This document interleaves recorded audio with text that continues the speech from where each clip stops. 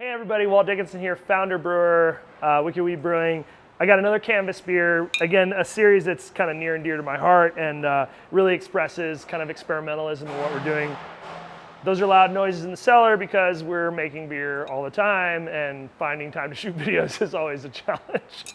So anyway, Sombra is cool. So this was one, I think early on I was a little bit more of a dictator when it came to how we produce beers in the series, and as we've grown, I've really watched my team grow. Again, Andrew Zinn, our head blender, and Jen Courier, our lead blender, they've really kind of grown to see what the vision is, and I think that's always your challenge as a leader, right? You want to build teams that kind of see through your eyes, so the identity of the brand and the vision you have for it kind of carries on. That if they get the way things should taste, the way you feel like the brand should taste, they can just kind of carry on without you and do it. And so it's been really fun kind of bringing people into that creative process.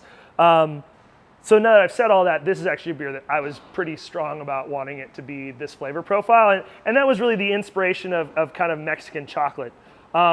So as you look at it, it's got this obviously super chocolatey hue to it. Anyways, this nice chocolatey beer, you can see it kind of looks like maybe you melted a chocolate bar into it, right? That was, again, we're looking at this program when we're tasting through these barrels to make these beers. I'm looking for inspiration in the base beer. And this one really was screaming that, look, this has the potential. It had some kind of honey notes, a lot of pepper, a little bit of cinnamon, and really to me was just saying, hey, why don't we look at kind of accentuating chocolate in a beer that maybe didn't have a lot of chocolate malt, right? This was originally, before we added the chocolate malt, this was a pretty light colored beer. It was more in the red, orange hue.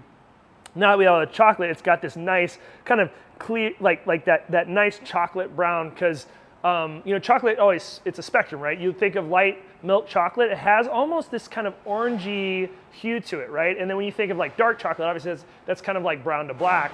But when you look at milk chocolate, which is I think what we typically think of as a chocolate flavor, we think of hot chocolate, we think of the chocolate we grew up in candy bars and stuff, it's more of that milk chocolate color. So I think what we ended up was something that was really cool and kind of expressive of that. On top of that, we were adding habaneros.